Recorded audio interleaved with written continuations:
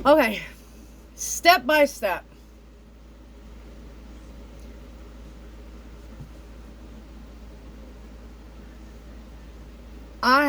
This is kind of because I just saw what Cashville tried to, his video, and just a little while ago, and it's probably about, hold on, let me see what time it is. It is 7 o'clock here, where I live at. Now, and it was probably like 20-30 minutes ago, and I've been trying to record this in a organized manner, but I keep getting upset because there's so much bullshit going on here. Let me explain this. Or no, I don't want to explain. I'm not going to explain anything quite yet. I'm going to ask a question. So, if he was found not guilty, we all know who I'm talking about. As Dagbum says, not guilty. And as according 20-30 minutes ago of what I saw, so did Johnny Cashville. Also said, found not guilty. Well, if that was the case, then how was he put on probation? That's odd. Now, isn't it? Can't be put on probation if you're found not guilty. Y'all do realize that there was originally 4 charges, and in the end there was 3. All reduced down to a lesser charge. Alright? When he went to court, initially he pled not guilty. Got an attorney. His attorney, and either the DA or the ADA went in to a meeting, pre-trial meeting. They decided to give him a plea deal. Him and his attorney either agreed or disagreed. They were pleading to reduce the 3 charges to lesser charges than what he originally had if he pled guilty. Pled guilty to the lesser charges, which in total out to be 3, he would also get a reduced sentence. Him and his attorney agreed to this. It states it in the casework. They agreed. Okay? Then they went for the trial date. They did not have to have a trial. All it was a court date. You know what the court date was for? Court date was for the judge to go over the plea deal and to either approve or deny it, which the judge approved it, and pass sentence. He was sentenced on each of the remaining 3 lesser charges and given probation and a work program for the court costs and stuff.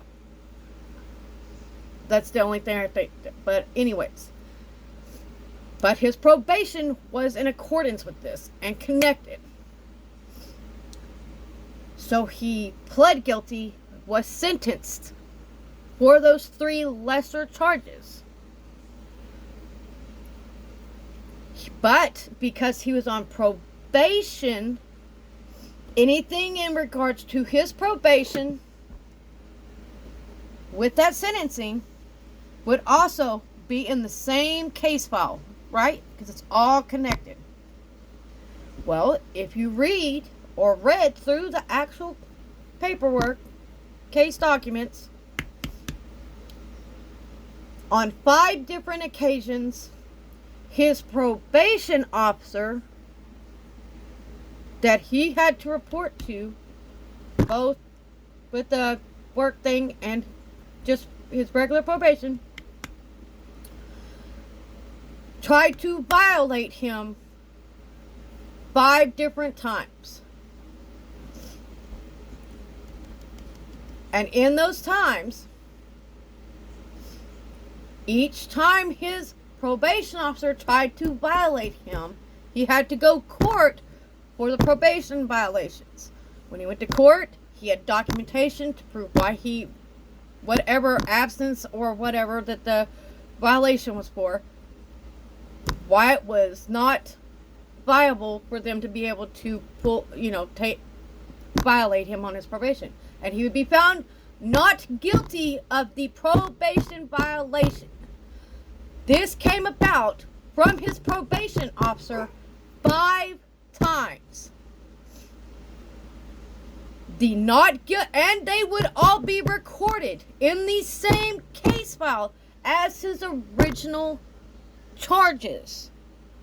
They would also be included in the original file that had to do with his plea deal and sentencing. Because y'all weren't paying attention and you weren't reading the documentation like you said. Because there are more detailed notes in the documentation if you actually go look at the fucking court records that documented the whole court proceedings. Like conversations and all. And it states for each one of those not guilties that y'all be looking at, those were all for the times that his probation officer tried to violate him. And he was found not guilty of probation violation. I'm going to reiterate here. I just explained it. But y'all needed it a little bit clearer. He pled guilty in a plea deal to 3 lesser charges. He originally had 4. They dismissed 1. He pled the 3 charges down in a plea deal, pled him down to a lesser charge if he pled guilty. He agreed and did so. Went to court before the judge. The judge approved the plea deal. He was then sentenced to probation and other criteria on the 3 lesser charges. And that part of the case was done because he pled guilty. That's how that works. You don't go to trial when you plead guilty. You go just to the judge and you get sentenced. And some of y'all don't know that. Then, because he does have probation and a probation officer, that's what the last part of his documentation with the 5 other things on there. You realize that probation violation is a charge. And 5 times he was charged with probation violation. 5 times he had documentation, his attorney, to prove that he did not violate his probation. And he was found not guilty for probation violation. But the other stuff, he pled guilty to and was sentenced. Y'all need to actually pay the money to get the documentation. It's not that much. Like, I don't even think it was 30 cents, 40 cents. I can't remember how many pages there were that I got and downloaded. And it has not just that first page, not just the statements, not just the initial charge. No.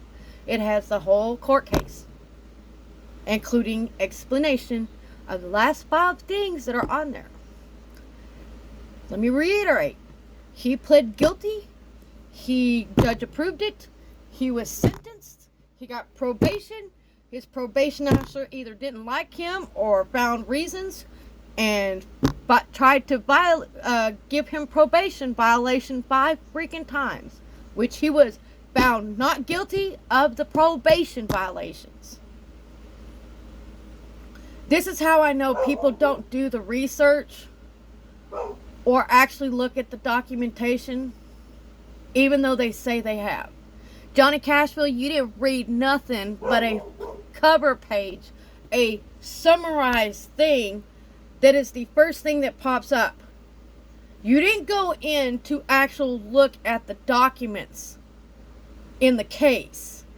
Like, the actual transcripts from the case. You didn't do that. All you looked at was a cover page that gives you does not give you the breakdown and only gives you the things. But I would like for y'all to explain to me how he would have a probation officer and be on probation if he wasn't sentenced after pleading guilty. So y'all need to just stop. Ain't nobody getting sued, because then y'all gonna look retarded.